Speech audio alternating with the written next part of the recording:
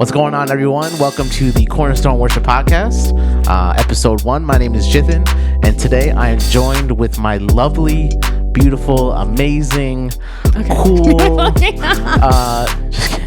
she is all those things, but my great co-host Thalia. Thank you so much for stopping by. Thanks for having me. So today, like I said, is episode 1, and so real quick, we just wanted to spend a couple of minutes telling you a little bit about ourselves. We'll be co-hosting this podcast together, and so I thought it'd be best for you guys to know a little bit about us and about this journey that we're all going on together with this podcast. So the best way to do this is probably starting with the lady, which is yourself. Talia, why don't you tell us a little bit about yourself and your journey in regards to worship? Definitely. Well, I'm excited to be here and start this with you. We've done a lot of different things together, so this is exciting. So myself, I have no formal musical training, but I've been in worship. God's called me there, and that's what I do. But I sing. I'm a singer. I don't play any instruments. My husband always played the guitar, always had Jithin playing the piano, and God's always blessed me with some amazing musicians, but I never... It's always worked out for you. It always worked out, definitely. But I started doing worship when I was in middle school and youth group, when you're first trying to figure out what your purpose is or what God's calling you to do. And so he definitely gave me that insight early on as far as worship being my calling, and worship leading and singing and encouraging people through worship. So that was definitely a blessing on my life. I feel like it grounded me a lot. Yeah. Did you always were attracted to be on the stage? Is there a personality like someone who's always there's like A or B personalities, right? Like is someone who's very introverted or extroverted, or do you have an extroverted personality? I mean, I feel like if someone saw me leading worship, they'd be like, she's totally an extrovert, but in reality, I'm like, okay, it's so funny. I feel like I'm the same way too. Yeah. Like Sophia, who's my wife, she always says you're so outgoing, some of that, and such an extrovert, especially maybe on stage as a musician. But personally, I like being inside. I know, yeah. I think also just getting a little bit older, maybe it's an older thing. I like being at home. Yeah, I think it's also part of a humbling spirit. We're not looking for the spotlight. We're kind of just okay, we're going to do this because we want, for the right reasons. It's not like, I'm here and I want to do this. But, we want to do it, but for something bigger than us. Yes, exactly. So I think that has to play into it a lot, right? Yeah, that makes sense. But I didn't put myself out there, at least. I think I was pushed into it a lot, and I think God definitely put those people in my life to was really it your mom reveal. That she always actually, so I don't think I didn't grow up in the church, and my mom, she didn't grow up in the church either. So really it was leaders around me that really brought me up. So my friends in the youth group that I had that were super encouraging, and my youth pastor was a big part of me doing worship. He, was like, why aren't you singing? Do this, you have to really go into that. So I feel like with a lot of people, if you're encouraged and you're in the right environment to really flourish and grow, you're going to really do well if that's what God's calling is for you. Yeah, for sure. And so thank God that's what happened to me. I was in the right place at the right time with the right people. And that's really how this started to happen. So I started in Spanish ministry. I sang in Spanish, and I'm bilingual. Oh, okay. Let me find Soy out. Latina, No, I have a couple Spanish words. Let me hear. No, we're not going to do that. I won't put you on the spot. Episode 2. Episode 2, yeah. We got to let them just get their fingers wet a little bit. Little cliffhanger, you know what I'm saying? So I led worship in Spanish for a long time, and then eventually God called me from one place to another, and I've always been under someone's leadership for a long time. Since I started serving, I didn't really lead. I wasn't the worship leader per se. I would lead songs, or I would lead the congregation in that sense, but not necessarily managing the team or picking the songs or the preparation that goes into it. I was always under someone. And then when I moved on to another church, the same thing there. I was under someone, but I always wanted to put my best forward.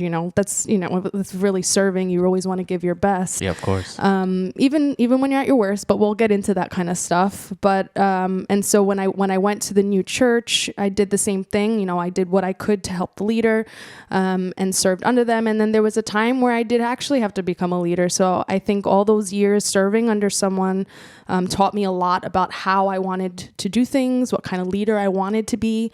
And I was blessed enough to be a leader with you. We were co-leading the team. And so you had so many strong aspects in the team that like really helped me out, and like vice versa, so definitely vice versa, because you are definitely a balance that our team needed for sure. Well, we definitely had to work together to get to where God wanted us to be. And I was really, it was an amazing journey, and God called us out for the time. So, but in that season was really where I learned how to be a leader, how to communicate, how to grow a team with you, and like we said, we have no formal training in this sort of thing, but our backgrounds in you'll get into that, but our backgrounds really helped with this, and our experiences in other teams definitely helped in growing this team the way we did.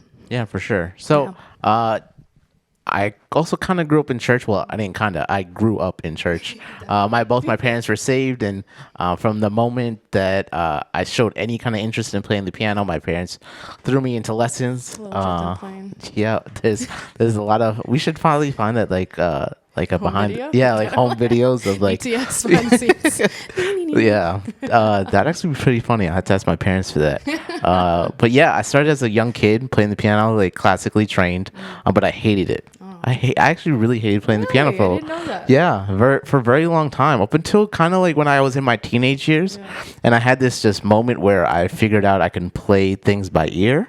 And so I kind of enjoy that, and I think also I just didn't enjoy playing like classically trained music. But then I got to a certain age, and my piano teacher, who wasn't saved, actually, she was Catholic, but she wasn't really a Christian, or like a evangelical. Kind of like, She bought me for my birthday. She bought me a Christian piano like book that had like songs like Amazing Grace and stuff like that. And so on top of my regular piano lessons, they always took like 10 or 15 minutes just to like for me to learn a song that I could play at church. And so that's kind of where I started. I started playing like offerings at church. So I was like 12 years old, like literally playing with like 2 fingers. Like and I remember like as a kid, like just like everyone was just like loving it, and I was just like, okay, this is kind of cool. And then so I just kind of started playing more and more, and got it more interested towards like that middle school, high school age.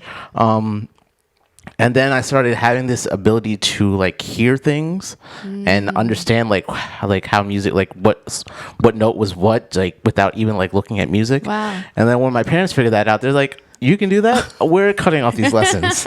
And it's such like a tragedy, right? Because I felt like I was finally enjoying playing the piano, right, but now I was kind of figuring out. And then now we're like, okay, now play it to this. And then it was one of those things where like, all right, well, you can hear it, so figure out how to play it by just hearing it. And so I remember there were so many times I would like listen to a song, and this was like old school YouTube, right? Where you would have to like, the song was on YouTube, so like it would play, and then like I tried to have like one headphone in my like iPod, and then one and the piano, and then like, I'd be playing and like rewind it and like try to learn it, and like I was going so back and forth so many times, trying just to get better, trying to push myself. I really didn't grow up around with too many piano players. My church the church I grew up in was very small. It was maybe about 100 people.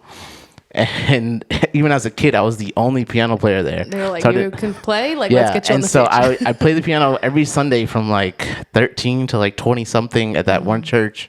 And I taught myself at that point, based on the songs that we were playing at church and YouTube and other online resources. Around 22, 23 is when I transitioned to another church. I just felt God was calling me there. And that's kind of where I really grew musically, because the church that I was kind of born into, they were very Hillsong, Chris Tomlin, CCM. And there's nothing wrong with that. And there's nothing wrong with that. And we will actually get into that, Yes. just song selection and understanding the congregation and how to pick out songs and things Right. like that. Right. And that was good for that church. Right, But exactly. the church I eventually went to and led in and actually obtained like a leadership role, they had a mix of like this Christian CCM and gospel. Right. And I remember when I first started at that church was called Freedom Chapel. And I remember playing second key, so behind another piano player, and I could not keep up. I tell everybody all the time, and especially when I came into leadership, Yeah. I was like, when I first started at Freedom, I went back to playing with two fingers because I Yeah. couldn't keep up. The music was so intense, and it was great, and it's something I was passionate and I wanted to learn, but I just didn't know how to play it. Isn't it amazing though? It's like, okay, you gonna grow now. You know what I Yeah. mean? Like he brought you somewhere that you were and you had done what you could do there, and now you're gonna go somewhere new where you can learn and grow. So that's really awesome. Yeah, so then I went to that church. I was there for about 5 or 7 years, and Yeah. it came to a time where that music director left, and so it was kind of abrupt, but it happened. Mm. And then they were like, "Okay, you're up," and I said, "What?"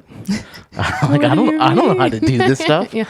But I learned, and by the grace of God and YouTube and other things I learned online, and having other worship friends that I could like call on and be like, "Hey man, I don't know how to figure this out. Can you help me?" Yeah. Because I didn't go to school for worship. Right. I got my bachelor's in science. YouTube University too. I probably listen. If there was ever a degree on YouTube videos, I would have probably my doctorate because I live on YouTube, just trying to learn anything. Even Yeah. now, I guess maybe growing older and having a wife in the house, like how many times I try to YouTube things like what are we cooking for dinner tonight, and like I'm on YouTube for everything. Anyway, going back to worship. So yeah, just transitioning into this time of leadership, I was like, I didn't go to school for this, but I was like, God, especially at that time I was single. And I remember just in that time, in that season I was in, I was like, God, in my singleness, use me. And that was my prayer every time. And God really got to use me at that point. Yeah. And so then I became the music director there. Yeah. And Along then- with being in school and yeah, working being in full school time. and working full time. It was You a weren't lot. fully in minute, like you weren't full time ministry, but No, you were doing never full paid time to do ministry. it, Right. but we were. I mean, and then that's kind of where our journey comes together.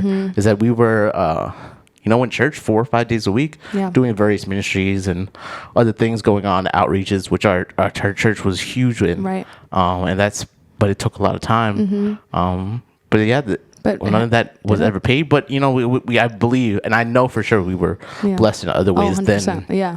monetarily. But then there was a transition that happened where the worship leader there stepped away, and then it was called on you to be a worship leader, and so that's really where Us. our yes, it was always us. And honestly, that's something amazing that I always commend about our relationship when we were on stage together. It was that it was always us. It was never. This is Talia's team or this is Jithin's team. When there was meetings with leadership, all right, I'm calling you. But there's an email sent by the secretary, make sure you add Talia too, because she needs to be involved. She needs to understand, because this wasn't my team. This was our team together. And I really treasure that time that we had together.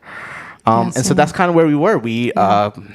We were kind of thrown into it together, but that's where we both grew. Exactly. That's a pattern. You see, like, okay, just do it. And they're like, okay. We answered and we did it. And yeah, we just said yes to God and we went with it, right? So at that time when we were, really into it, we were leading or involved with 3 campuses. Yep.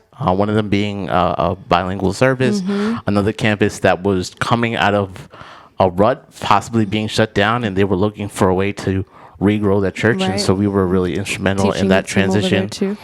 And so from that time and from that experience, I was, driving the car one day and I was like, we should probably talk about that. Just about our experiences, because I was talking to a pastor friend of mine and they said the average size of a church in the U.S. is actually less than 100 people. And so in those churches that are less than 100 people, there are a lot of people that are like us. Right. Never went to a worship college, never got a degree in music or in singing, but are trying to just be open to what the Lord has for us, right? Saying yes. And so how do you do that, though? It's one thing about being open and saying yes, but then we also want to be a resource. Like, how can we help other people that were like us? Yeah. And so with this podcast, we just want to help. And so we've come up with a bunch of topics that we want to work through. There's possible music tutorials we can go through that I would like to share. Yeah. I know, I mean, you're blessed in so many things.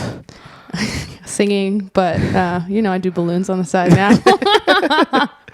But I think it's, we're going to go over like team communication, at least harmonies. If you're, at that point where your team, you want to try something new or something that you've been doing, how to prepare for practice, before getting there. There's a lot that goes into it, how you can get your team prepared before they get there. Yeah, that's huge. In a way that, because again, everyone's volunteering in a way that it doesn't completely take away all their time, but they're still passionate about what they're doing, so they're going to still dedicate that. I love that you said that about the volunteer aspect, right? Because what's different between serving at church and your job is that if you're at your job, there's monetary consequences, right? So if somebody doesn't like it, I could just leave or quit. But there's people that are serving on a volunteer basis that they want to be communicated to. They don't want to feel like they're being unheard or miscommunicated or they want to feel involved and they want to be part of the team. We have to honor that they're choosing to be there. Yeah, right? Because especially I think out of any other ministry, and not to say that children's ministry or usher, they all serve a point, right? Aspect, even the Bible talks about being the hands and some people are the feet and things like that. But I think there is such a calling on people that are in worship ministry just because of the dedication that it is and even the preparation during the week. Some ministries, they can just you can't really prepare to clean, right? And if you're in a cleaning ministry, there's supplies and stuff like that, but you're not practicing how to how to mop or anything. But we're very appreciative of the skill and ability that goes into keeping a church clean. Of course. Right. But in worship ministry, I always say is so different because of the dedication that it takes in. I think, even now. Scheduling. Yeah. A lot of times even people that we talk to or in the worship team that I'm with now, there's a lot of older people. And not older that that they're not willing to change or do things, but it's more difficult when you have kids or when you have a wife and you have different stages of life. And it's sometimes difficult and we can always and now hopefully we can get into that too, topic of just how do you balance work and or home school, life and school children, and worship and stuff like that, and how do you find that time to prepare and be able to do what you want to do in excellence in terms of worship ministry, and also be able to be at home too, because the home is where your main ministry is. Right. Exactly. And I know you have experience in that.